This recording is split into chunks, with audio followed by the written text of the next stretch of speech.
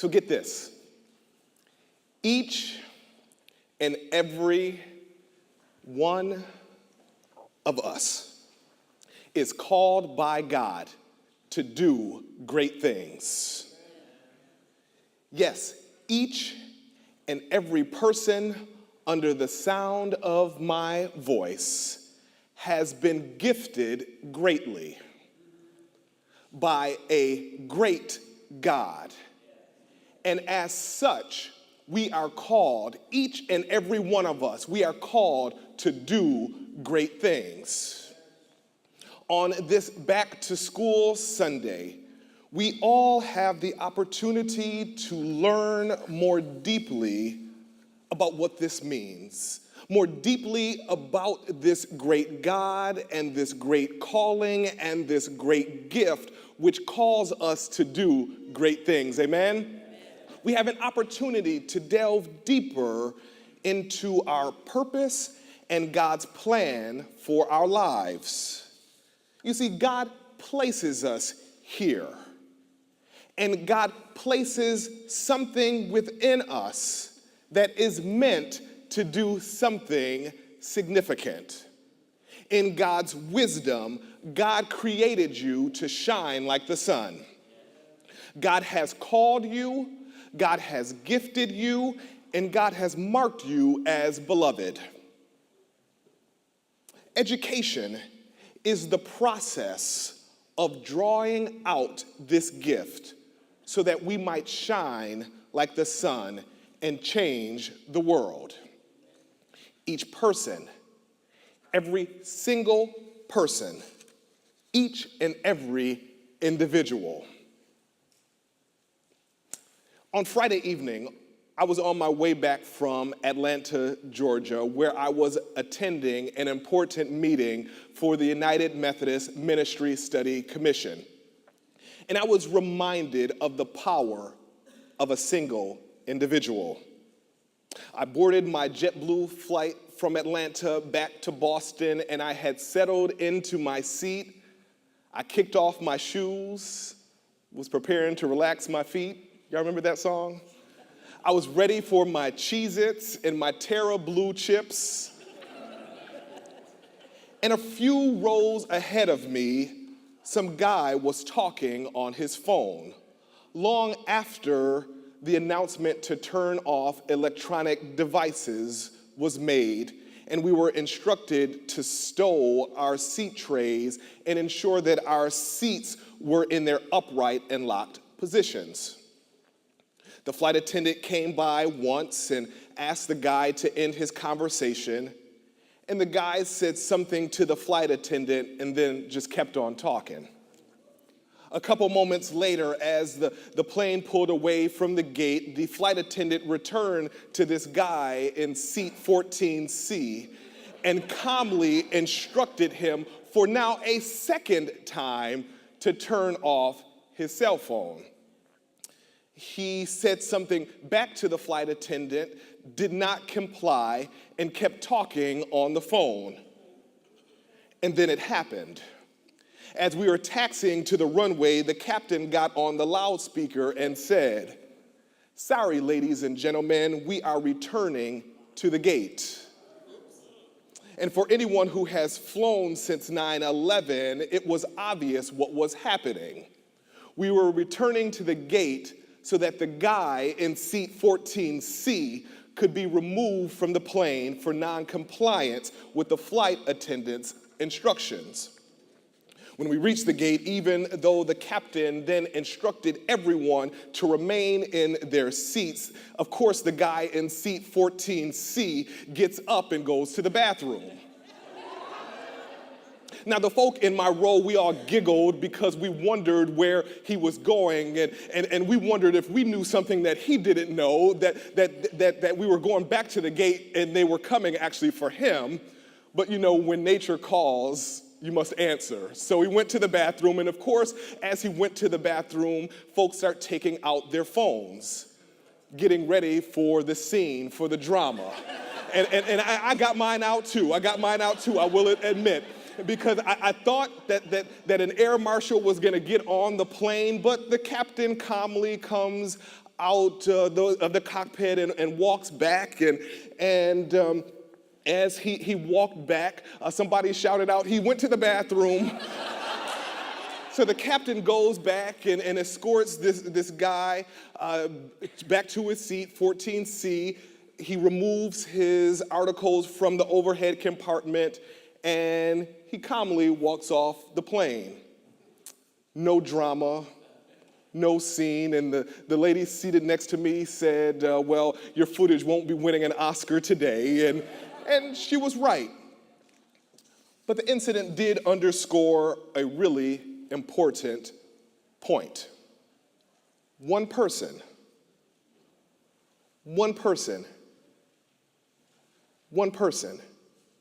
can really make a difference on the people around them. You know, when we left the first time the gate, we were second in line for takeoff. On the second time around, of course, we got bumped to the back, and we were 10th in line. This one person disrupted the lives of at least 500 people, costing time and money and resources, delaying not just the people who were on the flight with him, but the family and friends who were waiting to come pick us up from the airport. And then the plane that was supposed to leave on time from Boston and go back to Atlanta were delayed. And this guy, this one individual, he had a ripple effect. One small action had a large impact. A little bit can do a whole lot. Get this. You as one person, you have extraordinary potential. Extraordinary potential to alter the course of not only your life, but the lives of the people around you. You have power. You are powerful. And your actions and your words, they matter significantly. Every word, every decision, every action has a consequence. And God entrusts us, each and every one of us, with this power to create a ripple effect in our environment, in our neighborhood, in our church, in our community. Get this.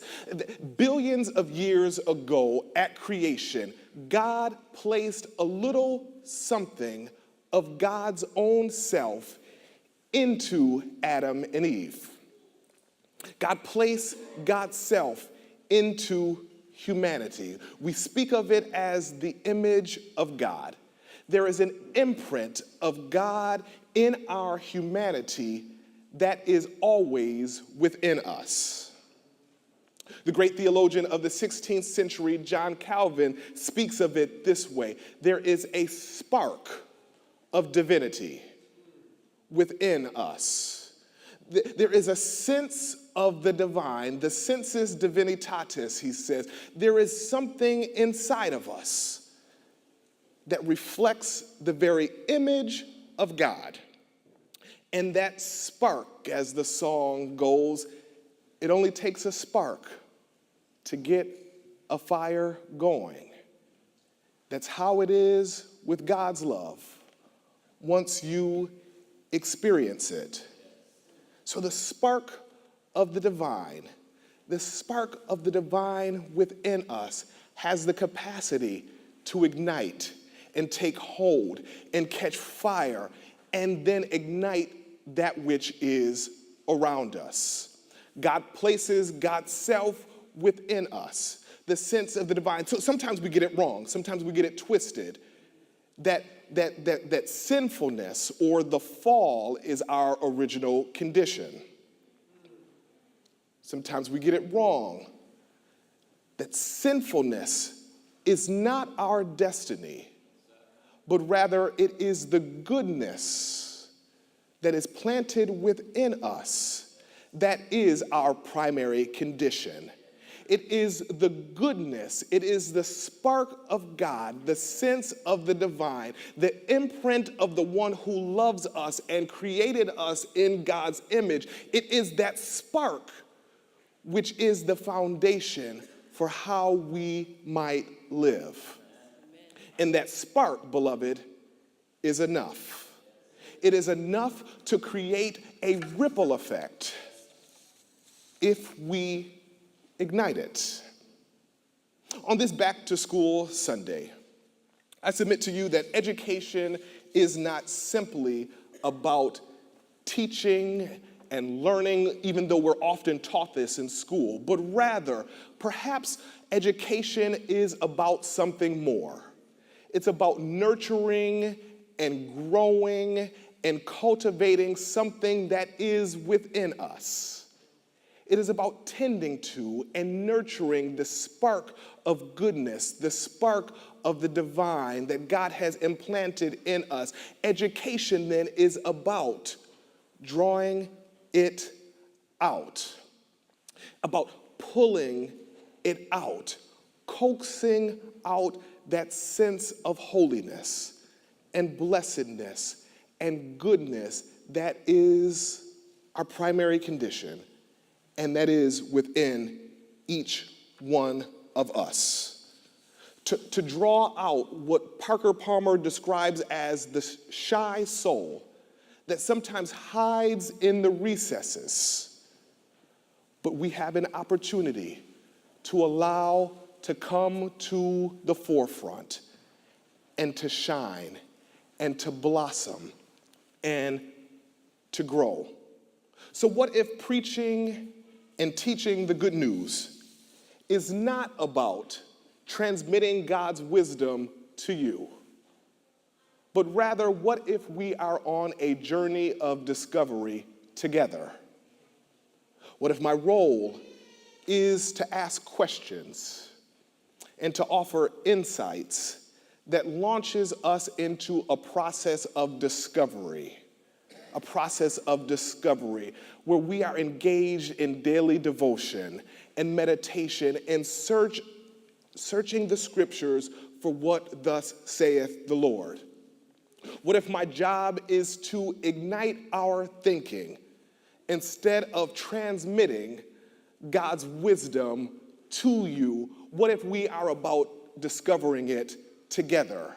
What if church is not a classroom, but rather a laboratory where we experiment, where we take risks, and we seek to discern together? In fact, we are on a journey of remembering and recollecting that which is already inside of us.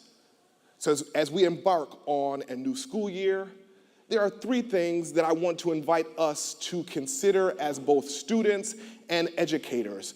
Three things for us to consider and to ponder as a faith community. Number one, believe in yourself. Believe in yourself. Because as it is written by Paul in 2 Timothy, God has not given us a spirit of fear. God has not given us a spirit of fear, but God has given unto us a spirit of love, a spirit of power, and a sound mind.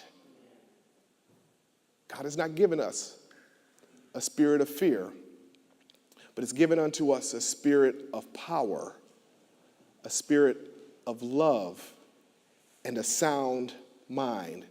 That the very mind of God is written upon the tablets of our hearts, so that we who operate in God's Spirit we who operate in the image of God, we who have the sense of the divine, that imprint lingering within us, we might offer ourselves as a willing vessel to be used by God. Have you ever had an instinct, when something just feels right? When something just feels right, you aren't always able to explain why, you don't know why, but there's something inside of you that urges you. You can't explain it cognitively, but well, maybe that's the Spirit of God within you. The Spirit of God is in you. There's something inside of you that is part of you, that is more than you.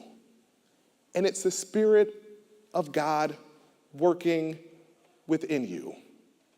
So, number one is to trust yourself and have confidence in yourself. And remember that you can do it, that you can make it. And keep telling yourself this over and over and over again. Believe in yourself, beloved, because there is something powerful within you. And then secondly, believe in the community that is around you. And don't be too proud to ask for help. Use your resources because you are part of a community, and to be created in the image of God means that we are not alone in this. Amen?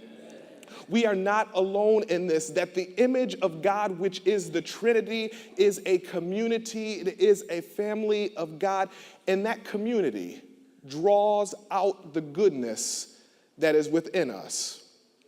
That's why we come to church. That's why we gather as beloved of God, as siblings. We come and gather so that when we want to give up by ourselves, when we encounter trials and tribulations that might seek to destroy us, it is the community that is around us that reminds us that no matter what the test, no matter what the circumstance, no matter what the trial, that God will see us through. That God did it before and God can do it again. And that God will never leave us nor forsake us. And that if we continue to walk with God, then God will always continue to walk with us. Amen? And when we stumble and fall, and when we want to give up, and when we want to throw in the towel, it is our community. It is the community that surrounds us and says, baby, you can make it. That reminds us, you were created for this. Don't give up. Don't quit. Don't throw in the towel.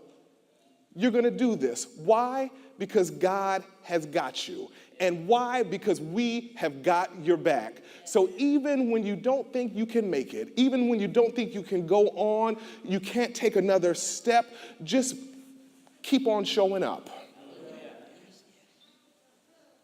Keep on showing up so that you might be reminded that even if you don't believe in yourself, there's somebody that believes in you. And it's your family. So believe in yourself, believe in your community, the community that helps draw out and ignites the spark that is within you. So believe in yourself, believe in your community, and then third and last but not least, let your light shine. Let your light shine. Let that spark that is within you catch hold, because the world needs you. The world needs you. God needs you. Your church needs you. We need you to love the Lord your God with everything you have, with all of your strength, with all of your soul, with all of your might, and with all of your mind. Because together we can change the community around us. We can have a ripple effect. We can make a difference. One person does have power. So just imagine if we came together. Just imagine if we combined our efforts and allow that which is working within us to unite with that which is working within the one next to us. And that fire, that light can continue to grow. So believe in yourself and ask for help and by all means shine, aiming to be the very head of the class. And sometimes the road might get tough, and when it does, just keep on going, because you were created for whatever comes your way. God is calling, and ours is sacred work. And in God's wisdom, God created you. God created you and has called you and has gifted you with skills and has marked you as beloved. So set out each day to do your very best, remembering always, from the very rising of the sun to the very going down of the same, remember that God always has you on God's mind. Amen.